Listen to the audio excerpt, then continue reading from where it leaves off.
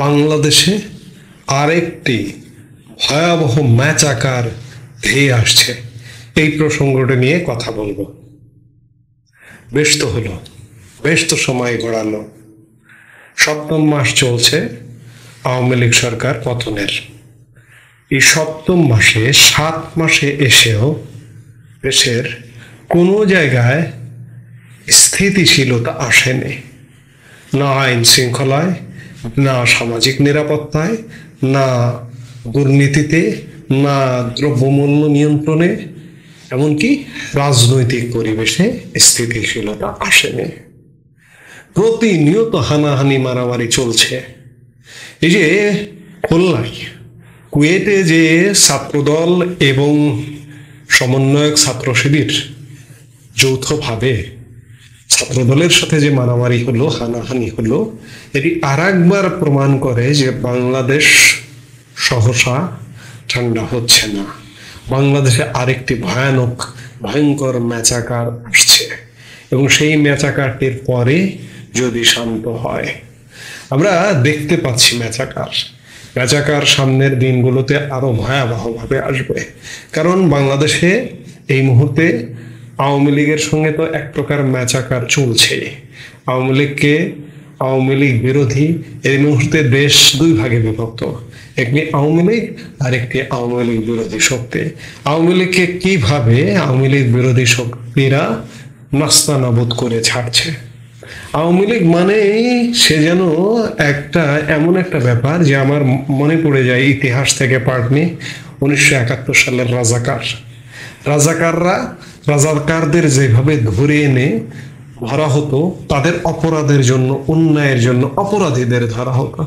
আজকে আওয়ামী লীগের একজন ভালো নেতাকেও যেভাবে ধরে হেনস্থা করা হচ্ছে। আমি গতকালকে এক ভিডিওতে দেখলাম এক ইউনিয়ন পরিষদ চেয়ারম্যান, বয়স্ক মানুষ, শ্বেত শুভ্র দাড়ি, ইউনিয়ন পরিষদকে চেয়ারম্যানকে যেভাবে একদল ছাত্র নামধারী সমন্বয়ক ধরে নিয়ে পিটুনি দিচ্ছে, আমি দেখে বিস্মিত হলাম। কিংবা খুলনা বিশ্ববিদ্যালয়ের যে উপাচার্যকেও লাঞ্ছিত করেছে ছাত্ররা। আমরা কোন দেশে আছি? এইসব কি একটা ম্যাচাকার ছাড়া কি এখান থেকে আমরা শুদ্ধ বাংলাদেশের পথে যেতে পারবো? অসম্ভব। পারবো না যে চারিদিকে আলামত সুস্পষ্ট। আমি যেটি বলছিলাম যে বাংলাদেশে এই মুহূর্তে যে রাজনৈতিক দলগুলো কাজ করছে, ক্রিয়াশীল আছে। ক্রিয়াশীল বলতে ভোটের জায়গায় যদি বলি, আসলে অন্যান্য যে রাজনৈতিক দল তাদের কথা না বলি, ওয়ান ম্যান শো কিংবা প্যাট সর্বস্ব রাজনৈতিক তাদের কথা না বলি, বিশেষ করে এই মুহূর্তে ক্রিয়াশীল প্রধান 2টো রাজনৈতিক দল, বাংলাদেশ জাতীয়তাবাদী দল বিএনপি এবং জামাতে ইসলামেরও কিছু ভোট আছে। সেই জায়গায় তারা ধর্তব্যের মধ্যে, আর এই মুহূর্তে তো আরো বেশি ধর্তব্যের মধ্যে। কারণ হচ্ছে জামাতে ইসলামী এই মুহূর্তে ক্ষমতা এনজয় করছে, ক্ষমতার অংশীদার বললে ভুল হবে। এই মুহূর্তে দেশটা পরিচালনা করছে জামাত ইসলামী এবং বিএনপির মধ্যে যে দূরত্ব বাড়ছে, মতানুবাদ বাড়ছে, একজন আরেকজনকে আক্রমণ করে কথাবার্তা যেভাবে বাড়ছে, সেভাবে বাংলাদেশে সুষ্ঠু রাজনীতির পরিবেশ থেকে দিন দিন সরে যাচ্ছে। এবং কুয়েটের ঘটনাটি এটি আরো একবার পরিষ্কারভাবে দেখিয়ে দিল যে সহ অবস্থানের রাজনীতি, আওয়ামী লীগ একটা সাইডে রাখলাম, কিন্তু যারা এই মুহূর্তে দাপিয়ে বেড়াচ্ছে রাজনীতির মাঠে, তারা তাদের বিভিন্ন অপকর্ম নিয়ে একসাথে সহ অবস্থান করতে পারছে না। প্রতিনিয়ত হানাহানি মারামারি চলছে, বিভিন্ন জায়গায় হানাহানি মারামারি চলছে। কুয়েটের পরিস্থিতিটা চূড়ান্ত। এই চূড়ান্ত পরিস্থিতি দেখে বাংলাদেশের একজন বর্তমান অন্তর্বর্তীকালীন সরকারের একজন উপদেষ্টা আসিফ নজরুল ভয় পেয়ে একটি শঙ্কা প্রকাশ করেছেন ফেসবুক স্ট্যাটাসের মাধ্যমে। আমি ফেসবুক স্ট্যাটাসটি একটু আপনাদের পড়ে শোনাবো, তারপরে আবার আলাপে ফিরে আসছি।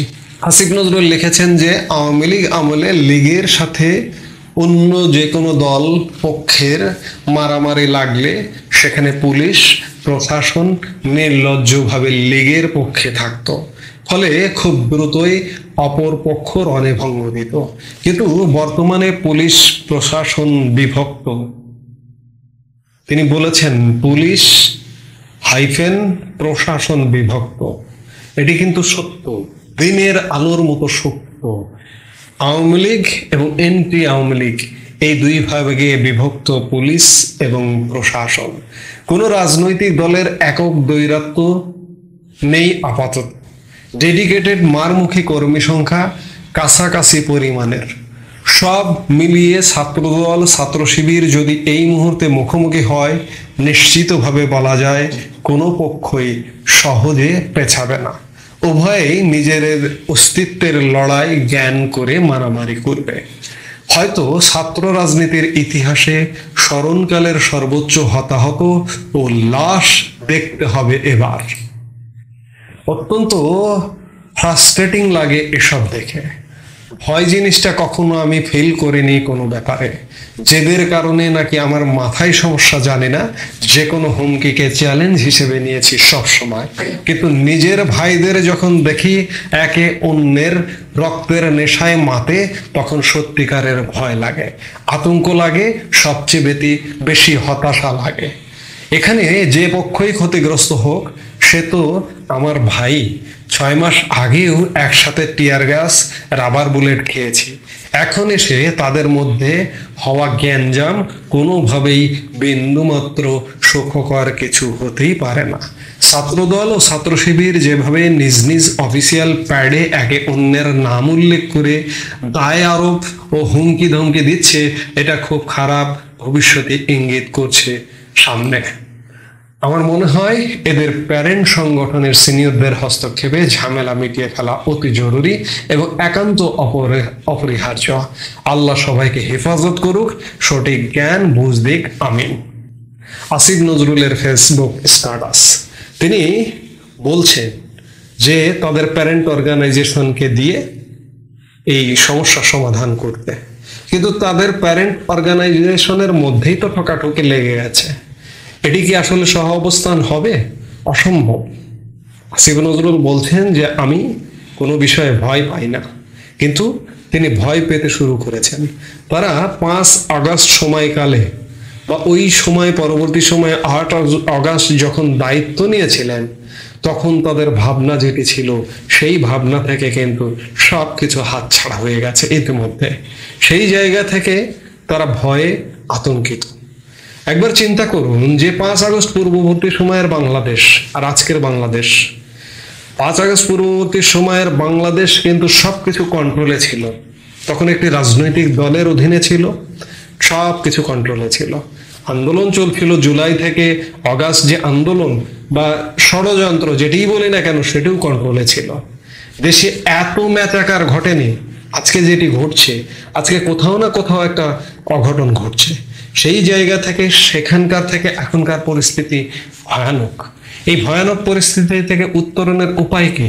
উপদেষ্টা পরিষদে যারা আছেন তাদেরও অবশ্যই ভীতির কারণ তারা একটা দায়িত্বে এসেছেন, একটা জ্ঞানে, একটা বুঝে যে না দেশে একটা পরিবর্তন আসবে, কিন্তু এসে দেখছেন ভিন্ন চিত্র। কোনো কিছুতেই কিছু হচ্ছে না। 6 মাস 7 মাস হয়ে যায়, একটা দেশের পরিস্থিতি শান্ত হয় না।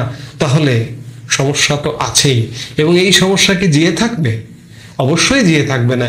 একটা ম্যাচাকারের শব্দ শুনতে পাচ্ছি, একটা ভয়ঙ্কর সহিংস ঘটনার শব্দ শুনতে পাচ্ছি, একটা রক্তপাতের শব্দ শুনতে পাচ্ছি। এই যে আসিফ নজরুলও কিন্তু সেই আশঙ্কার কথা বলেছেন।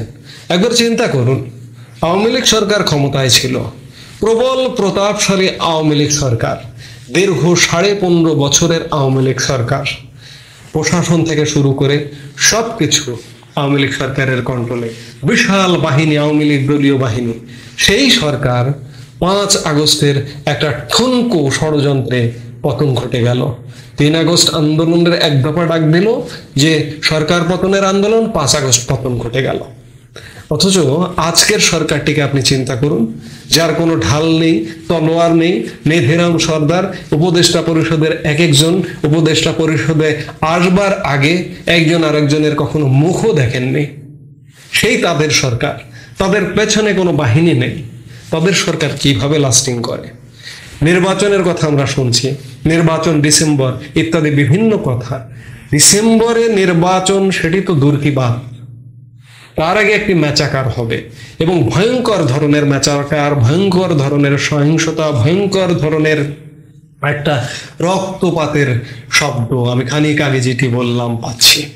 সেনাবাহিনী 5 আগস্ট সময়ে আওয়ামী লীগ সরকারের বিপক্ষে অবস্থান নিল, যার কারণে আওয়ামী লীগ সরকারের পতন ঘটলো, একটি সরকার গঠিত হলো পরবর্তীতে। আজকে বাংলাদেশের পরিস্থিতি, আজকে যখন ভয়ঙ্কর ম্যাচাকারের দিকে দেশ যাচ্ছে, সেনাবাহিনীকে চুপ থাকবে? সেখানে কি সব জামাত শিবির অবস্থান করে? দেশপ্রেমিক, স্বাধীনতার পক্ষের, মুক্তিযুদ্ধের পক্ষের, প্রগতিবাদী চিন্তার বাহিনীর সদস্যরা নেই? তাদের মধ্য থেকে ফুসে উঠবে এবং সেটি খুব সহসায়, কারণ দেশের পরিস্থিতি ক্রমেই ভয়ানক অবস্থার দিকে যাচ্ছে। এই ভয়ানক অবস্থার দিকে যেতে যেতে রক্তপাত, সহিংসতা এবং সহিংসতা থেকে নিশ্চয়ই একটা মুক্তি আসবে এবং মুক্তিটা চূড়ান্ত রূপে আসবে কিনা সে ব্যাপারেও আমার সন্দেহ আছে। একটা দেশ যখন ব্যর্থ হয় তখন বহির্বিশ্ব, বহির্শত্রু বা বাইরের বিশ্ব তখন কিন্তু সুযোগ নেয়, সুযোগ পায়। আমরা ইতিমধ্যেই ইউনূস সরকার জাতিসংঘকে ডেকে নিয়ে এসছে, জাতিসংঘকে ডেকে নিয়ে এসে বাংলাদেশকে মানবাধিকার লঙ্ঘনের একটা স্বর্গ রাজ্য হিসেবে উপস্থাপন করা হয়েছে। এটি ষড়যন্ত্রের রিপোর্ট হোক আর যেটিই হোক, সেই জায়গা থেকে জাতিসংঘ শান্তিরক্ষী মিশন থেকে শুরু করে নানান ঘটনা ঘটতে পারে। এমনকি বাংলাদেশের স্বাধীনতা, সার্বভৌমত্ব বিপন্ন হয় কিনা আমি সে আশঙ্কায়, সে শঙ্কায় শঙ্কিত। যেহেতু বাংলাদেশ কোনোভাবেই সফলতার দিকে এগোতে পারছে না, বাংলাদেশ ক্রমেই একটি ব্যর্থ রাষ্ট্রের ব্লকে ঢুকে যাচ্ছে, ব্যস্ত রাষ্ট্রের কাতারে ঢুকে যাচ্ছে। সেই জায়গায় সামনের দিনগুলোতে ভয়ঙ্কর পরিস্থিতি মনে হচ্ছে এবং সামনে যে একটা ব্যাপক সহিংসতা, ম্যাচাকার আসছে ধেয়ে, এটি সুস্পষ্ট। আমরা প্রত্যাশাও করতে পারি না এই মুহূর্তে যে কি ঘটছে, কি ঘটবে।